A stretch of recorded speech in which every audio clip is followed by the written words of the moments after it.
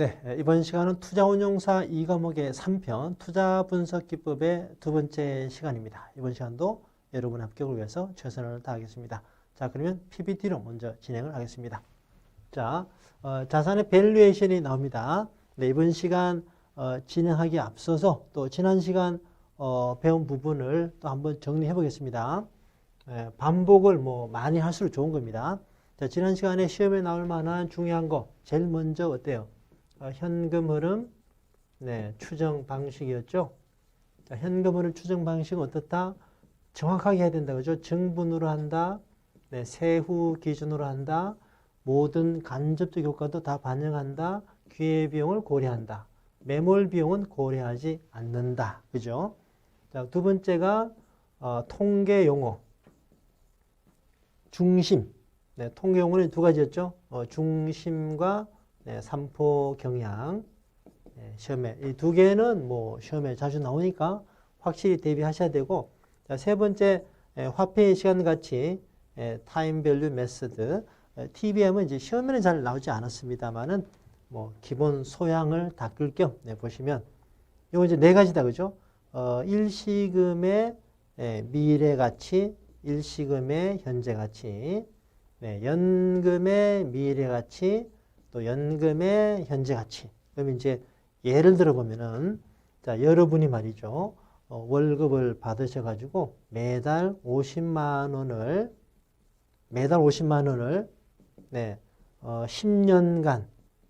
10년간 적립을 하고, 적립이자율은 만일에 4%로 했을 때 이때 미래 금액이 얼마냐. 요거는 어디에 해당되는 패턴이죠? 4개 중에 연금의 미래 가치 금액이죠. 연금의 미래 가치 금액. 요거는 이제 계산을 하면은 50만 원에다가 0.04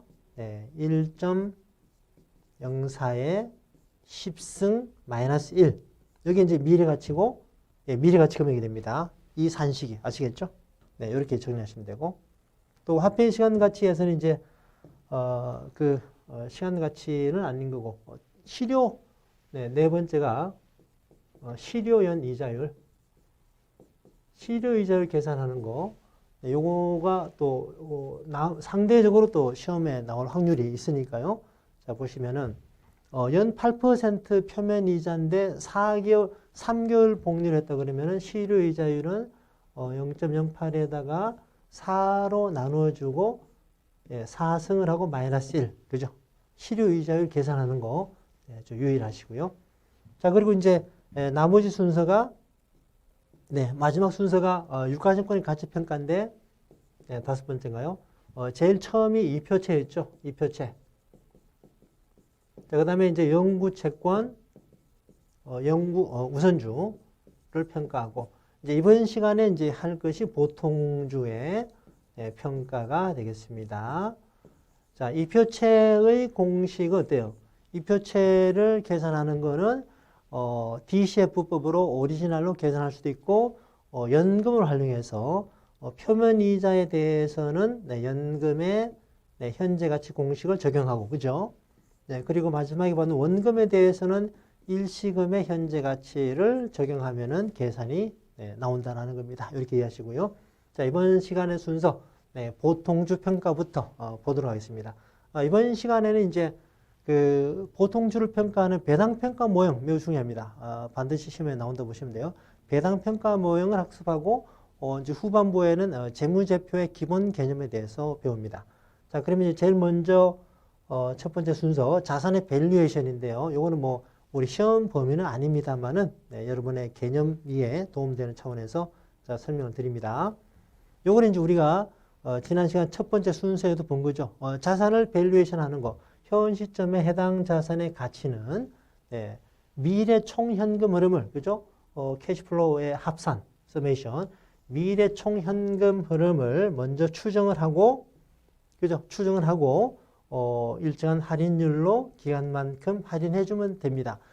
자, 이렇게 분석하는데 자산의 종류를 네 가지로 한번 보겠습니다. 예금이 있고, 채권이 있고, 주식이 있고, 부동산이 있습니다. 그러면 각각의 평가를 어떻게 하는가를 한번 보도록 하죠. 이걸 이해하면 좀 더 여러분이 이해하기 쉽습니다. 자, 예금의 경우는 어떨까요? 예금은 분자가 정해지죠? 3년 만기 3년 만기 정기예금에 가입했는데 몇 %, 그죠? 처음에 제시하잖아요. 그러면은 분자가 정해지죠? 또 분모도 정해지죠, 예금은. 예금은 사실 뭐 가치평가를 따로 할 일이 없죠. 분모도 정해지죠. 분모는 어떤 수익률이 들어갑니까? 여기는 무위험 수익이 들어가겠죠. 네, 정기예금은 어때요? 정기예금은 예금자 보호도 되고 위험이 없는 거니까, 그죠? 그래서 뭐 예금은 뭐 가치평가라고 따로 할 얘기가 없다. 자, 그런데 채권은 어떨까요?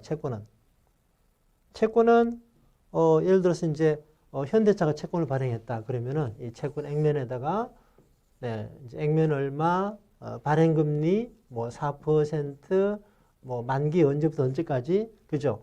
이게 이제 결정이 되면은 분자가 정해지죠. 그 발행 방식에 따라서, 발행 조건에 따라서 연복리냐 이런 식으로 뭐 이표채, 회사채 이표채죠.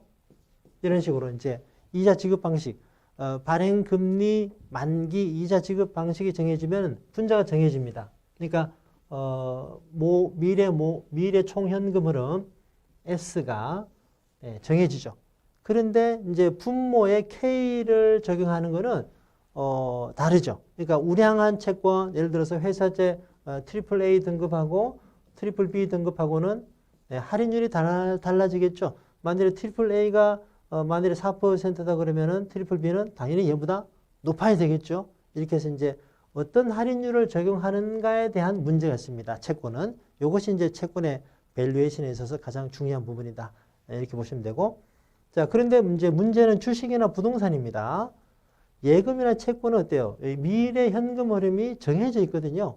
예측 가능합니다. 그런데 주식이나 부동산은 어때요? 예측 가능하지 않죠. 아무리 이제 이론상으로 영속적으로 이렇게 본다 하더라도, 배당을 얼마나 할지는 좀 이게 변동성이 있죠. 그죠? 그래서 일단 주식이나 부동산은 이 분자에 대한 예측 자체도 어렵습니다. 그리고 분모에 대한 할인율을 어떻게 적용하는가도 어렵죠. 부동산의 경우는 이제 임대 수입하고 마지막에 자본 손익이 되겠죠. 매매 차익. 주식은 배당 플러스 매매 차익이 되겠고. 그런 면에서 이제 주식이나 부동산은 위에 두 개보다 훨씬 더 어렵다라는 겁니다. 그죠? 어렵기 때문에 이제 주식을 분석하는 사람을 뭐라고 그러죠? 애널리스트. 네, 부동산을 분석하는 사람을 감정평가사. 그죠? 뭐 좀 연봉이 좀 고연봉이잖아요. 그만큼 평가하기가 어렵기 때문에 잘하면은 아주 좋은 퍼포먼스를 낼 수가 있는 거죠. 자, 이 기본 개념 보셨고요. 자, 그럼 이제 배당평가 모형에서부터 보겠습니다. 이제 보통주 평가는 배당평가 모형인데, 자, 보겠습니다. 주식의 투자 수익률은 요 산식 보십시오. 이 산식. 투자 수익률은 P0에 P1, P0 그리고 D. 요 부분은 이제 매입가 매도가니까 요거는 매매 차익이 돼요. 그죠? 매매 차익이 됩니다. 요 앞부분은 매매 차익이고 이제 뒤에는 배당입니다. 디비덴드 배당인데 요거를 그 무한대로 확장한다고 치면은 어떻게 되냐면 이렇습니다. 자, 기간 수익률 이렇게 보면은 자, 여기서 이제 매수를 했습니다. P0. 자, 그리고 이제 같은 배당을 매번 배당을 준다. 이렇게. 자, 이것이 이제 무한대로 쌓이는 거죠. 그러면은 이제 무한대로 확장한다라는 기본 전제가 있다 그러면은 마지막에 P1 시점이 어딘지 알 수가 없는 거죠. 무한대로 확장을 하면은.